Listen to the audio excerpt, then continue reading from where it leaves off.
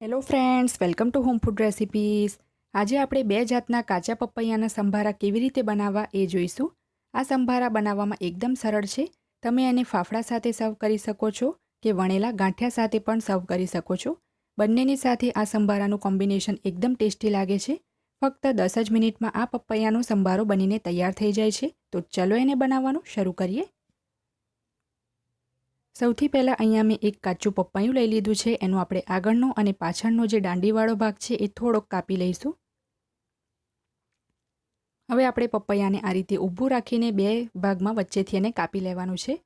આ કાચું પપૈયું છે તો થોડુંક હાર્ડ હોય છે, તો તમે જો એકદમ શાર્પ નાઇફથી એને કાપશો તો સરળતાથી એ કપાઈ જશે.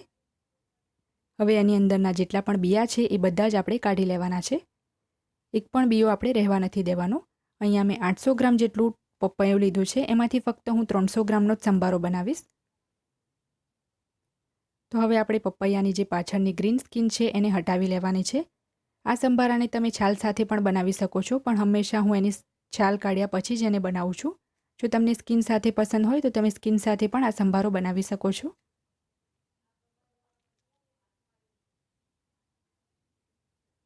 હવે મેં પપૈયાનો એક ભાગ લઈ લીધો છે. એને આપણે આ રીતની મીડિયમ કાણાવાળી જે છીણી આવે છે એનાથી છીણી લેવાનું છે. તમે ચાહો તો જે મોટા કાણાવાળી છીણી આવે છે એનો પણ યુઝ કરી શકો છો.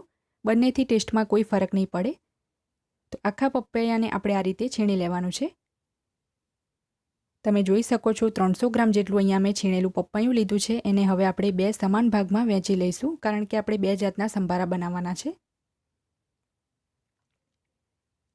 હવે ગેસ ઉપર એક પેનમાં આપણે 1 ચમચી તેલ ઉમેરીશું.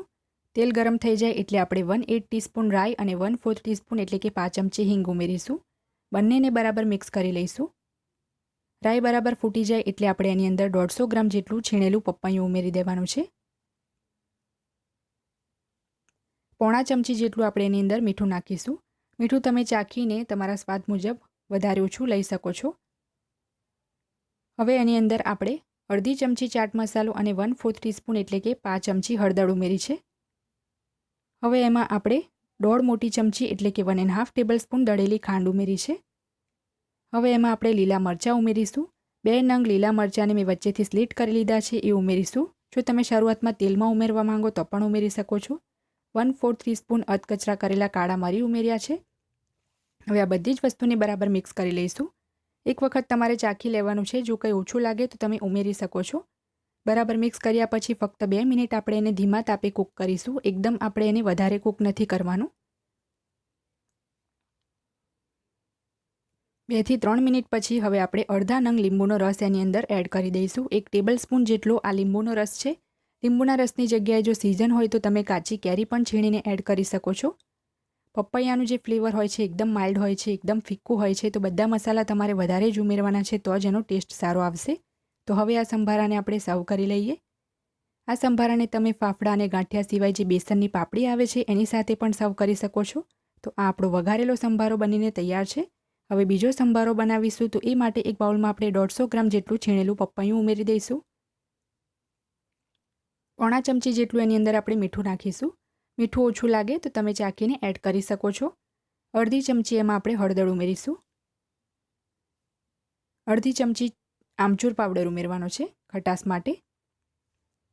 હવે એની અંદર આપણે અડધી ચમચી તીખું લાલ મરચું અને 1 ચમચી કાશ્મીરી લાલ મરચું ઉમેરીશું કલર માટે. કાશ્મીરી લાલ મરચાંથી આ સંભારાનો કલર સરસ આવશે. 1 મોટી ચમચી એટલે કે 1 ટેબલસ્પૂન આપણે ગોળ ઉમેરીશું. ગોળની જગ્યાએ તમે ચાહો તો દળેલી ખાંડ પણ નાખી શકો છો. હવે આ બધી જ વસ્તુને આપણે હાથથી જ બરાબર મિક્સ કરી લઈશું. એકદમ સરસ મસળીને મિક્સ કરવાનું છે જેથી ગોળ બરાબર મિક્સ થઈ જાય. તો આ આપણો બીજો સંભારો પણ બનીને તૈયાર છે. એને પણ આપણે સર્વ કરી લઈએ. આ બંને સંભારામાંથી તમને જે પણ સંભારો પસંદ આવે એ રીતે તમે બનાવી શકો છો અને તમારા મનપસંદ ફરસાણ સાથે ખાઈ શકો છો. બંને જ સંભારા ટેસ્ટમાં ખૂબ જ સરસ લાગે છે. ફ્રેન્ડ્સ, જો તમને મારી આજની આ રેસીપી પસંદ આવી હોય તો મારા વિડીયોને લાઇક અને શેર કરી ચેનલને સબસ્ક્રાઇબ કરવાનું ના ભૂલતા.